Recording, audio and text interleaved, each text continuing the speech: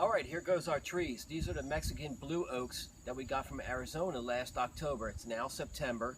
It's been 11 months. So in 1 year, they've gotten this big. We lost about half of them. We started them off in water bottles inside the house, and after they got about 3 inches, I transferred them into these pots. Now if you take a look, I mean, some of them are really nice. They're about 11 or 12 inches. If you look over here, some are still a little ratty. They might not make it, but we're going to have a few left, and I'm going to try to make some bonsai trees out of a couple of them. I might make some indoor plants, put some in the pots inside, and then I might try to bring some back out to Arizona and replant them out there. But if you watch the videos, I have some pictures, some still shots of when they were in the water bottles, when they were first sprouting, and all the way up to this point right here. That's the mother tree. That's where they came from, a Mexican blue oak. It wasn't a pretty tree, but it was really old, and it was loaded with acorns this year. So I took some. That's the leaves, about 2 inches long, real stiff, shiny blue, full grown. That's when they got them home. I put them in those water bottles, and I planted half of them point up, half of them point down. It didn't make a difference. Some grew on each side, and then I moved them from the kitchen sink to that shelf there I made in the morning sun. And I kept them watered, and eventually it took about 2 months, and there you see it's starting to sprout right there. And I had to nip off anything else that was growing, and it started growing a little better. And as time was going on, I was trying to figure, should I keep it drier or should I keep it moist? But I just kept it moist, and they just did really well. And look at that orange pot up there real quick. That's a prickly pear I brung home. Just one little curved branch, and in the background there again you see that prickly pear is sprouting well. That's April. It took about October to April to get this big, and then finally when summer came, they were about 2 inches tall. I took them outside, cut them out of the water bottles, and started putting them in 1-gallon pots, and that's them doing well. And a few months later, and now we're into summertime, and they got taller, about 4 inches, and eventually they got about that big, and that's where the video starts, and it's took about 11 months. Okay, here's our white oak trees in the back of our property. We have white oak and we have beech trees also. We're going to take a couple clippings off of these trees, get them inside the house over the winter time, and see if we can get some roots to start. We started these trees off when they were about, I don't know, maybe 6 inches, and man, they're probably about 40 feet tall now. It's been, I guess, it took these trees 10, 12 years to get that big. We've had them for a while. But what I'm going to look for is maybe some new growth from this year. And I'm just going to cut it back right behind a nodule like that, right where a leaf comes out. And then I'll just pop all these leaves off all the way up like this. And maybe I'll just save the last leaf on here like that and cut this leaf in half, and I'll stick it in the glass in the house like that, and hopefully some new roots start off from the bottom there, but we'll see what happens. What I also want to do is in the next couple of weeks or so, this thing should drop some acorns. If you look, I think right here, yeah, we've got some acorns this year. There's not many, there's only a couple around. And they're not ready yet. They're still green, and they're still on there pretty hard. So maybe in a few weeks, they'll start turning a light brown. And I'll try to get them on the tree before they fall to the ground, because squirrels will run off with them or something. So I got to keep my eye out, because we want our acorns. We're going to try to fill this whole area up with white oaks and beech trees. So we're going to have a white oak and beech tree mix down here, because the colors are really nice in the fall. So let's go down and see if we can get some off the beech trees. Okay, here's our beech trees. Same thing, we've had these about 10 or 15 years, I don't even know. But we started them off as little seedlings too, and they're growing pretty good.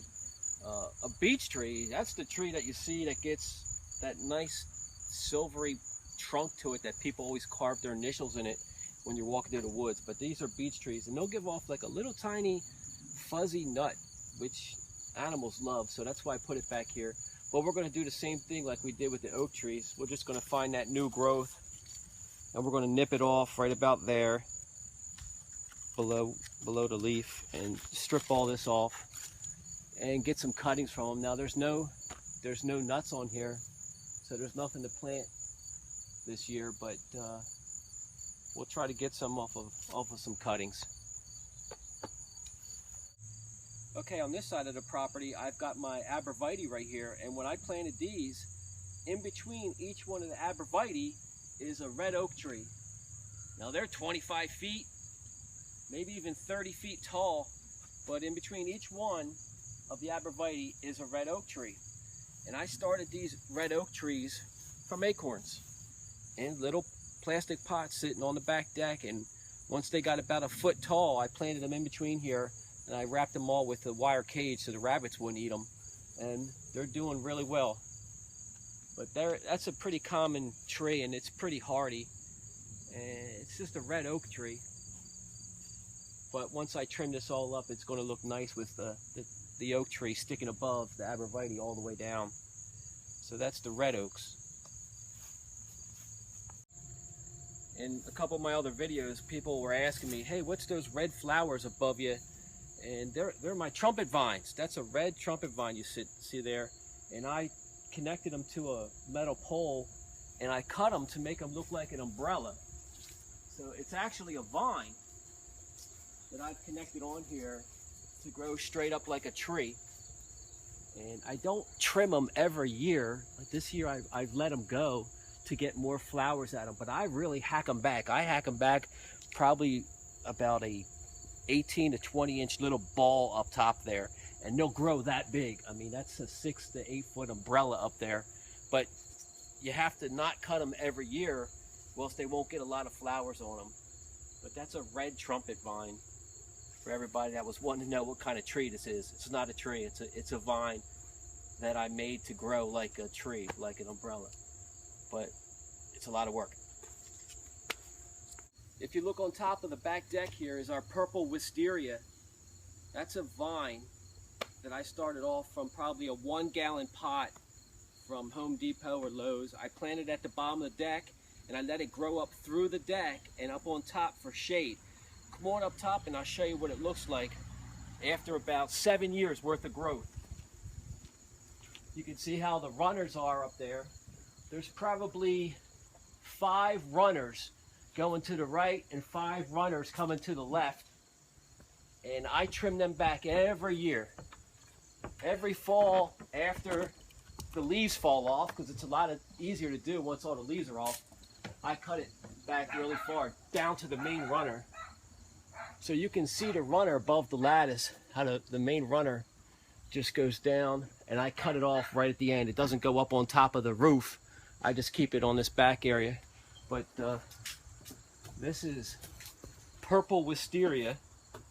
That's how thick it is. If you want to take a comparison to my hand, that's about 7 years of wrapping around, growing back here.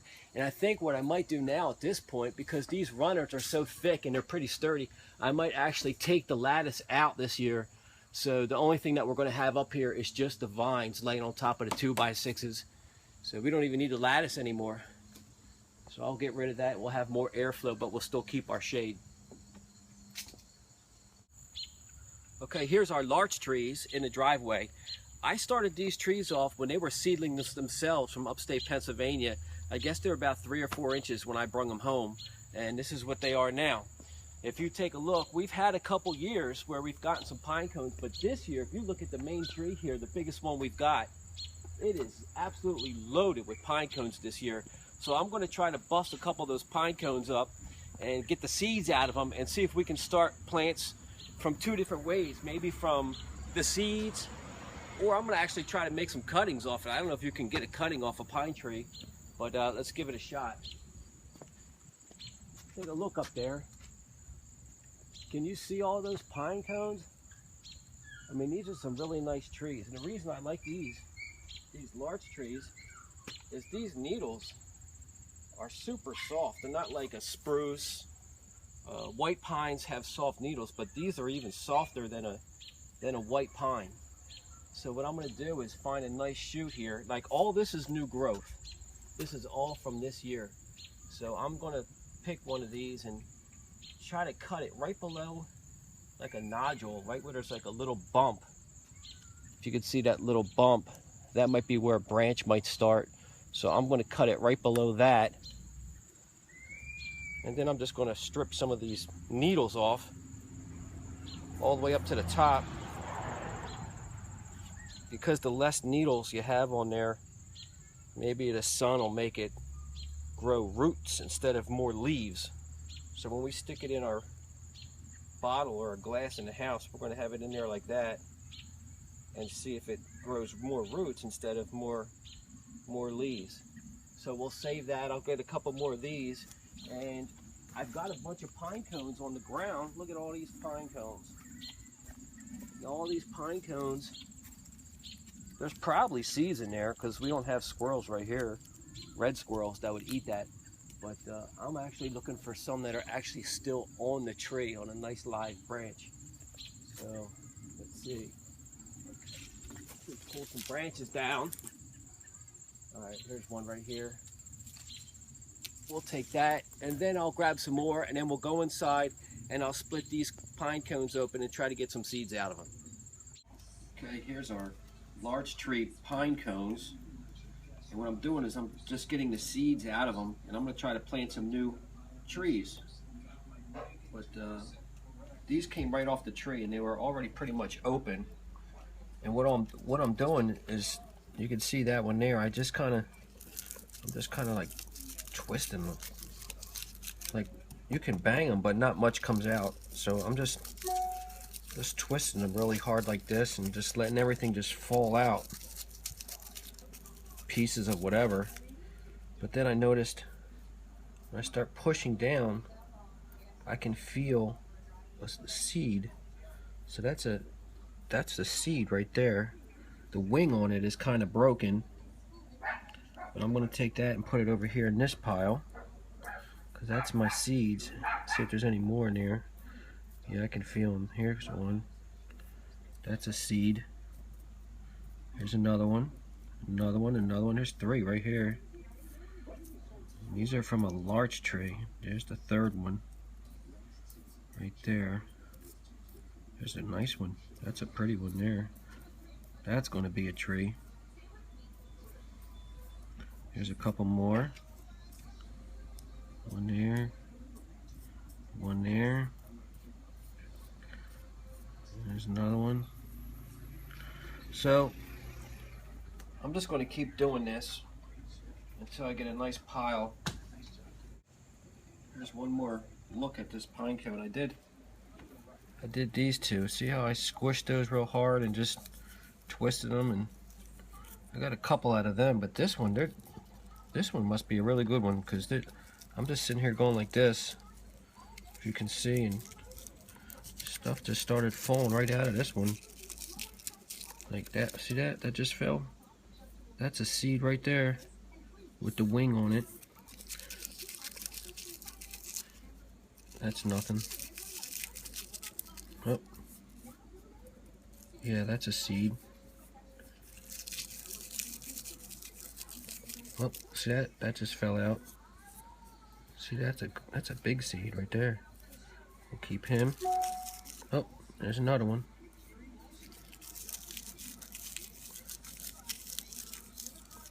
Now that's just the side of the pine cone. That's nothing.